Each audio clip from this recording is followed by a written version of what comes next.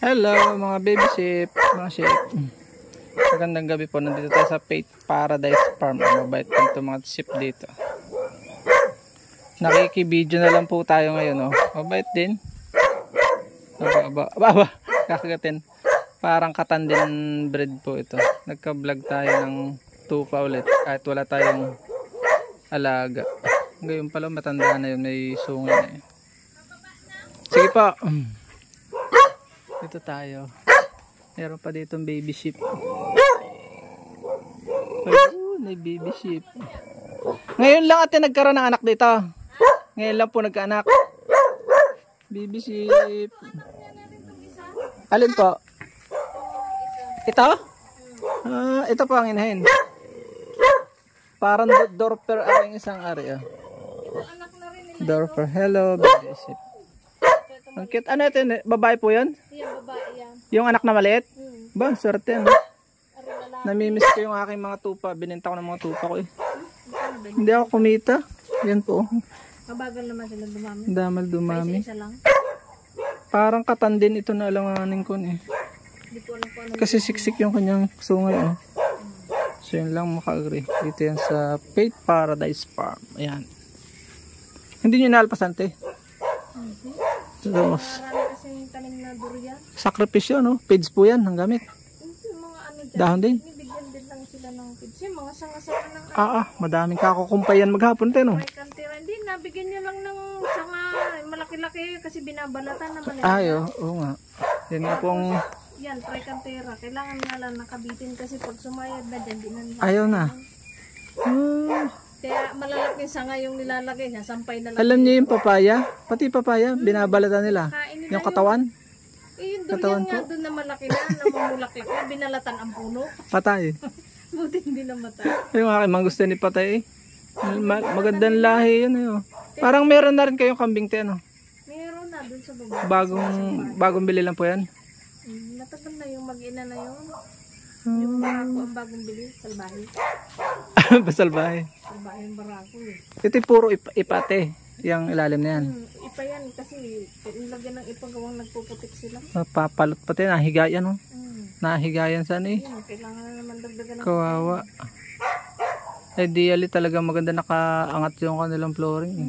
Dapat talaga may ano, May sahig. may sahig.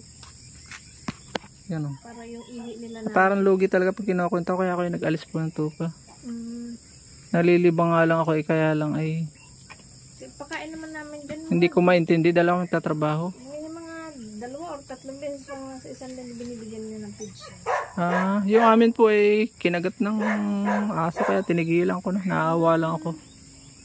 Binayaran naman ng nakamayari. Buti nakita yung aso. Ang hirap. Ano, yung nakaligaw? Opo. Hindi po. Pumasok yung aso. Namasok na. Trespassing yun. Nasa mala ang loob ko. Ito nga, hindi ko pa nagugupitan. Wala nang... Ay! Ginaguptan nyo ate? Yun, yung barako. Meron kayong pang razor talaga? Tingin naman naman. Ang tsagaan nyo po Tinesting ko rin nga natin. Ako nagbablog nga. Naku po. Manumano matagal din. Ay, yung gunting ko yung sarai. Ang talim ay ano. May panggupit po talaga niyan. Makina. Napaka mahalaang 7,000 eh. Hindi naman aari. Parang ito may edad natin. May sungay na yan po. Matanda na wari ko. Bilin na yan eh. Ganyan na. Gaya na. Ilang taon na rin yan dito. Hindi, baka sa lahi din eh. Meron lahi na malakas. Kasi itong anak niya. Mabilis lumaki sungay. Wala pang sungay. Hey, babae ito. Lalaki. Aba, ilan taon na po yan? Siguro may 1 taon na. Parang dorper eh, mahalago Kasi balahibo. hindi namin alam na buntis pala yung inahin na yan. Kita na lang namin may anak na. Ito kailangan i-dispose kasi baka mag-crossbreed, bumaba yung anak sa kakatayin. Naku, parang hindi ko kayang kumain. Parang hindi ko kayang kumain niya kaya ako nag-alis na. Naawa ako. Ayun, kita niyo, sarap halikan ng baby. Ayan, nakakarga ko pa yan. Ilang araw yan ako nakakadiri na kasi maputik na. Mapanghina. Pagka kung yan walang ipa, ako. Pero pang farm lang naman kaya hindi naman kayo may balak magpadami niyan natin. Pandemo-demo lang dito sa farm. Yan ang cute. Sa akin pinapangalanan ko pa po eh.